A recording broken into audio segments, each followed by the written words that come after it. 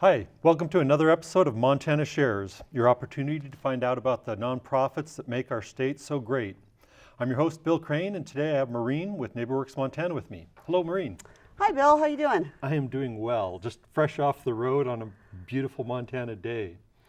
So, NeighborWorks Montana, give us the high-level view of what you guys do. I would love to do that. So NeighborWorks Montana has been around for a little over 15 years, and we started off as an offshoot of what's now NeighborWorks Great Falls. And NeighborWorks Great Falls focused on the city of Great Falls, and there were a lot of people who thought that those types of services should be available in other places in the state. And so out of that, what was born is now NeighborWorks Montana. And we are an organization whose mission is to create opportunities for families and individuals to live in affordable homes in strong communities. But the way that we do that is through a network of nonprofits that are partners of ours. So NeighborWorks Montana is statewide, but we have about 15 partners, and we're working on getting a couple more in eastern Montana. Those partners are the ones who provide homebuyer education, coaching, foreclosure counseling, and those other services on a local basis. And then at NeighborWorks Montana, we staff to support those partners. We make sure they have really good training and support to do the work that they do. We also access some grant monies that we pass through to them through Department of Housing, Urban Development, and Montana Board of Housing. And then we do lending statewide. So we provide down payment assistance loans. We provide a couple of programs where people can save and earn match savings for that. And then we also lend to our partners that build and develop affordable housing across the state. And then the last thing that we do, which I'm sure we'll talk about in a little bit more detail, is we work with people who live in manufactured home communities to help them buy that community and own the land under which their home is based. So Great. Those are really the three main categories of things we do: homebuyer education and counseling through our partner network, lending for people who are purchasing homes, and for developers who are building affordable housing, and workforce housing. I would say, for working folks, it's not just for people who are very, very low income. And then we have our resident-owned community manufactured home program. So a lot of the people that will watch this will be here in Helena. So let's Right. just sort of go in a little deeper on this. If someone's in Helena and wants to avail themselves of your services, what sort of a process? The best thing for them to do here in Helena is their first call should be to Colleen at Rocky Mountain Development Council to sign up for the homebuyer education class. It's a wonderful program. It has been for many years. Helena has one of the longest running programs. Rocky Mountain Development Council is our local partner, and Colleen is just doing a fantastic job providing the basics of what people need to know if they want to buy a home. I think it's important to do that before going to a lender, before getting a realtor, before getting anywhere through the process, because what happens if people don't do that is they find a house and they fall in love, and then they find out that maybe it's a little out of their range or there's something wrong with it, and it's hard for them to get out of it. But if you have the right basics and you know what to look for, to have a home inspection, you have some early numbers of what you could afford, a little bit about all the programs that are available, I think that's the way to go. And I wish I had had that when I bought my first home. I think it gives people a real leg up on that process and keeps them from getting into something that could cause a problem down the road. Okay, so now they've taken the class, they know everything there is to know. What's the next step?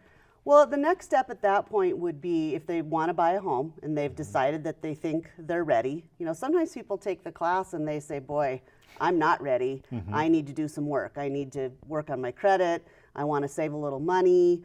I'm going to want more house than I can afford right now. There's lots of things that I consider it a success if someone takes the class and says, I'm not ready, as much as someone who takes the class and says, I am. But once they've taken the class, then it's time for them to connect with one of our lenders in town. They'll get to meet a few of them at the class. Generally, we'll give a list. Either our office or Colleen will give at least 3 lenders to them on a list.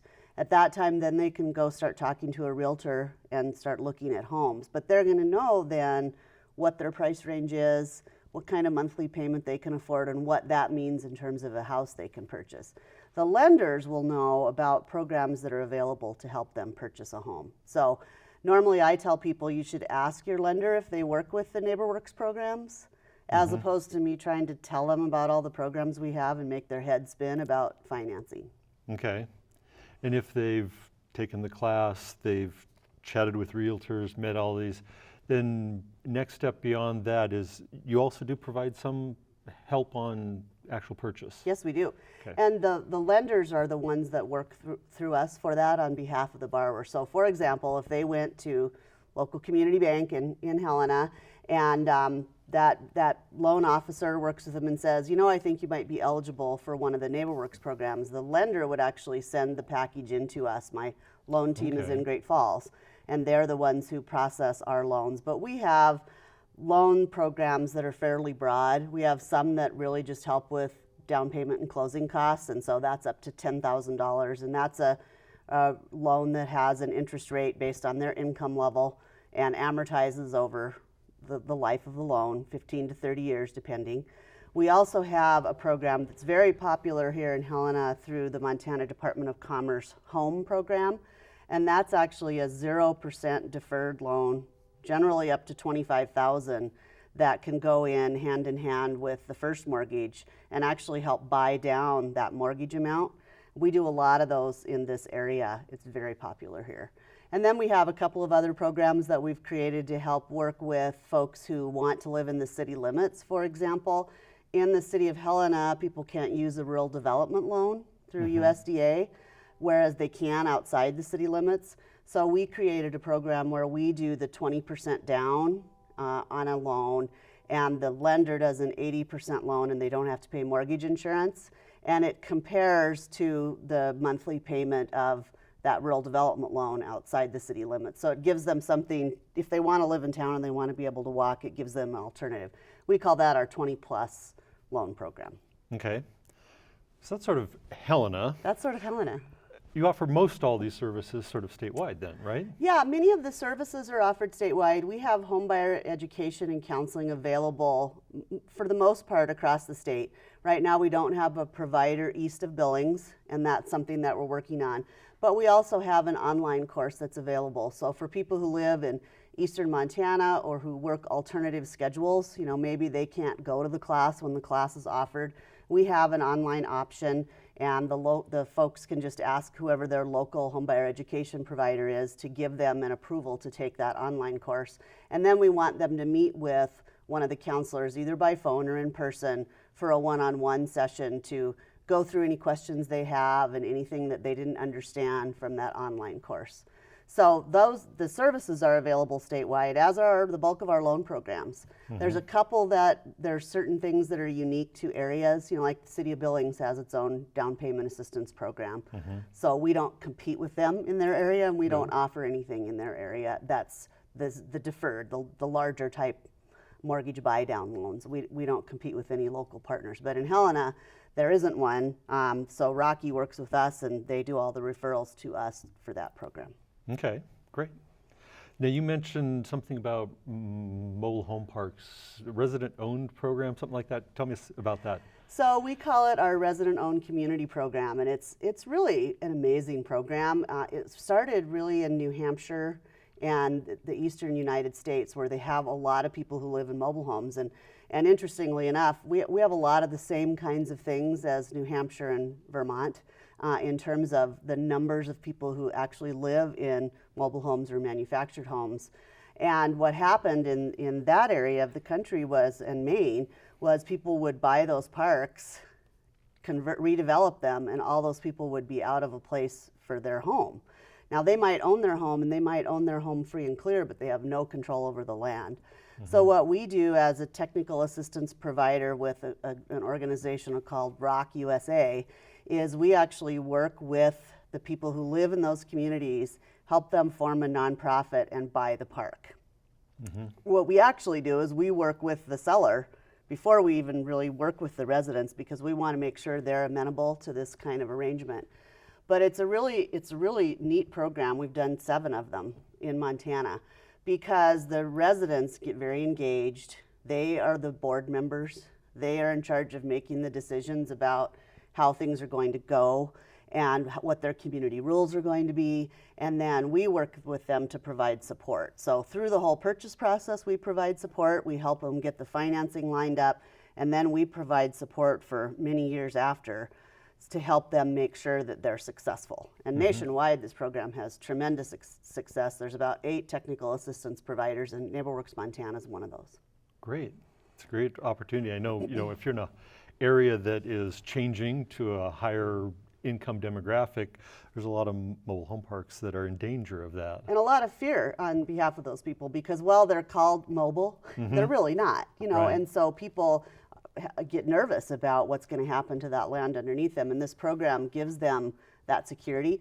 The other really cool thing is that they start doing things in their neighborhood. We just did some projects with 3 of our communities where they've done community gardens, where they've done cleanup fix-up programs. They're in charge of then figuring out if they need to fix their parking lot or they need to do something else. They can decide when they're going to do it, and we help them figure out whether there's funding for some of those things. But the community garden ones have been extremely special because the whole community comes out and they're working on this garden themselves. Great.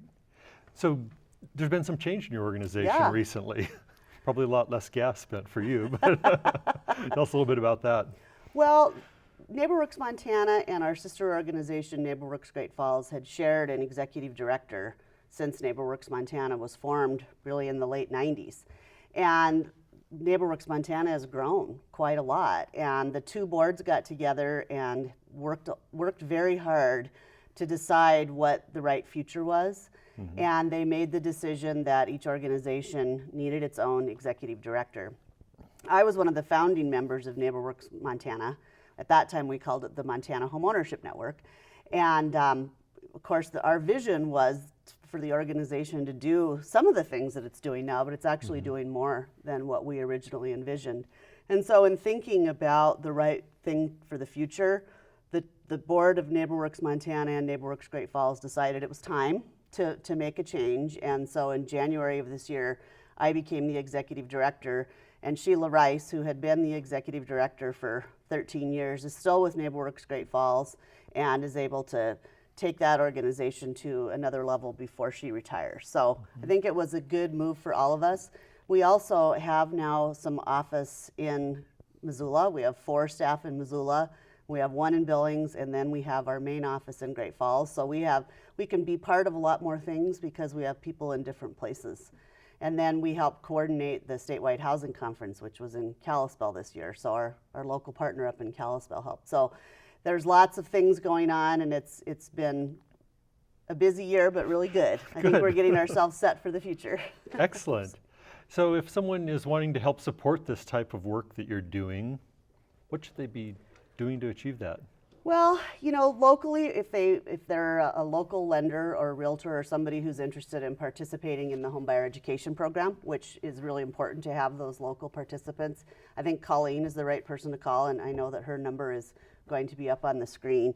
If they want to help NeighborWorks Montana in general, we always, of course, look for the generous support of donors, and that's part of the reason we are in Montana Shares, because as a statewide organization with lots of local partners, it's relatively difficult to fundraise because we don't want to compete with our local partners. But we also have a loan pool that we work with investors who are interested in investing in something that matters in Montana. So we call that mission-related investing. So we do have some investors in our loan pool, and then we do the lending out of that, and they get a small return. It's not the kind of return they might get on Wall Street, but it is an opportunity for people to participate and be part of something that matters in Montana and that helps people get into good and stable housing. Excellent. So if I missed anything else that we need to chat about, wrap up with?